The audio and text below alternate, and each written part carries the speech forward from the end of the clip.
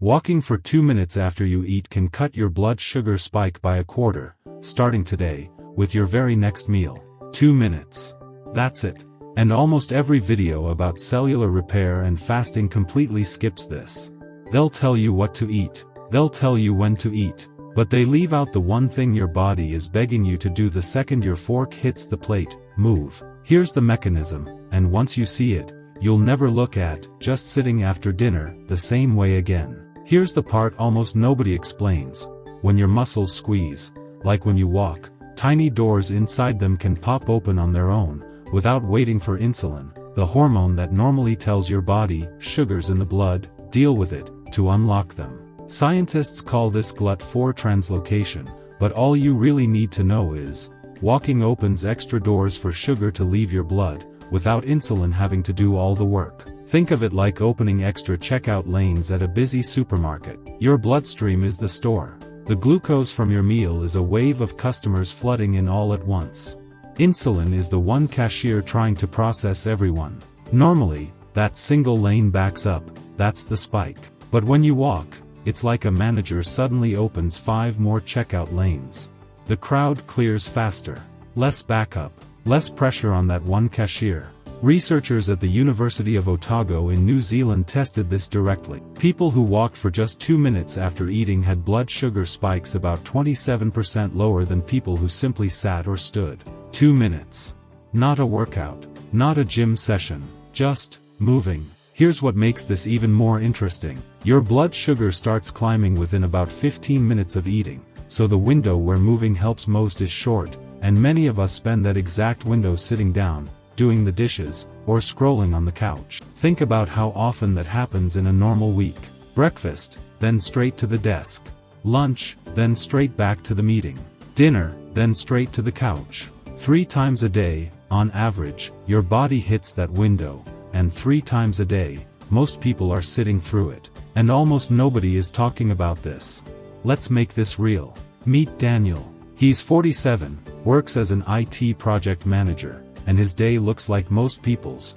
Wake up, coffee, sit at a desk for client calls, lunch at his desk, more meetings, drive home, dinner on the couch in front of the TV, then straight to bed by 10:30. Daniel had started doing everything right based on videos like the one we're improving on. Earlier dinner, eggs instead of cereal, green tea instead of juice.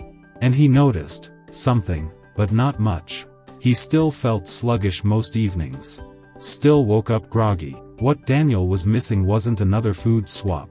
It was what happened in the 30 minutes after he finished eating. He'd go from eating straight to sitting, couch, dinner, TV, zero transition. Every single night, his blood sugar would spike and just sit there elevated, because nothing was telling his muscles to open those extra doors and clear it out. 1 week, Daniel tried something almost embarrassingly simple. After dinner, instead of sitting down immediately, he walked to the end of his street and back. Maybe 10 minutes. That's it. The first few nights, he said it felt pointless. He wasn't sweating. He wasn't out of breath. It just felt like a walk. But by the end of the first week, something shifted. He wasn't hitting that heavy, slightly bloated feeling he used to get an hour after dinner, the one where he'd sink into the couch and feel like he needed a nap just to recover from eating. By the second week, he told his brother, who happens to be a nurse, that he was sleeping better and waking up less foggy. His brother wasn't surprised at all. You're basically helping your body clean up the mess from dinner before it has a chance to sit around all night, he said. Daniel's wife noticed too, in her own way. She joked that he'd become one of those after-dinner walk people, like the retirees they used to see doing laps around the block. Except Daniel wasn't retired. He was 47, exhausted from work, and had just found 10 free minutes hiding in a routine he'd had for years. That's the thing. This isn't about Daniel having more willpower than you. It's that nobody had ever told him this lever existed. Most videos on this topic tell you it's all about what you eat and when you eat. Swap this food, shift dinner 2 hours earlier, avoid the sugar traps hiding in your yogurt. And honestly, that advice isn't wrong. It's just incomplete. What they don't tell you is that your muscles are an active participant in this whole process, not just a passenger waiting for insulin to do all the work. Not, eat better and the rest takes care of itself. Actually, Eat better and give your muscles something to do with that meal in the half hour after you eat it. Food choices and movement aren't competing strategies, they're the two hands doing the same job. One reduces how big the spike is in the first place. The other helps clear it faster once it happens. Most advice only talks about the first hand. Here's another way to picture it. Imagine spilling a drink on the kitchen floor. You can use a smaller cup next time. That's the food swap. It reduces the size of the spill. Or you can grab a towel and wipe it up right away. That's the walk. It deals with the spill that's already happened. Most videos hand you a smaller cup and call it done. Nobody hands you the towel. How many hours a day do you spend sitting at a desk or on a couch? Just drop the number in the comments. One number, that's all. Okay, so here's the good news. You're not behind. You haven't been doing it wrong. You just had one piece missing. And here's where it gets interesting. You don't need to add another habit to your day, find more time, or change your schedule. You need to relocate 10 minutes you're already spending sitting, and point it in a different direction. Move it. Don't add it. Here's the exact protocol, and it's almost laughably doable. Within 30 minutes of finishing a meal, ideally your largest meal, which for most people is dinner, walk for 10 to 15 minutes. Doesn't need to be brisk. Doesn't need to feel like exercise.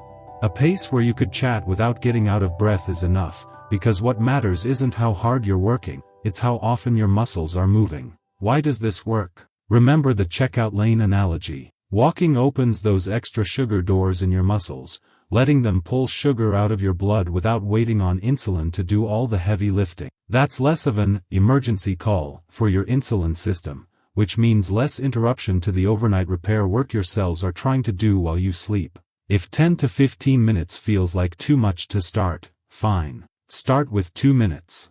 Walk to the mailbox.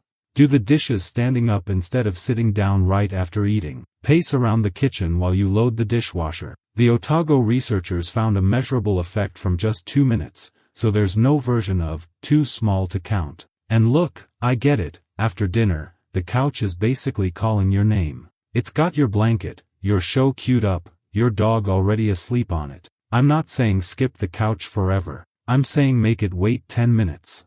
The couch isn't going anywhere. Your blood sugar, on the other hand, is, and you get to decide which direction. If dinner's not realistic for you, maybe you eat late, or you're out, or it's just not going to happen, pick whichever meal you can. Lunch works.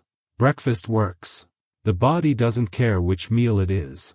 It only cares whether you moved in that window after eating. So if dinner's off the table, literally, just shift this to whichever meal fits your day. Do this consistently, even just after one meal a day, even just 5 days a week, for about 3 to 4 weeks, and here's what tends to change. That 3 p.m. energy crash starts showing up less, because you're not riding the same sharp rise and fall in blood sugar after lunch.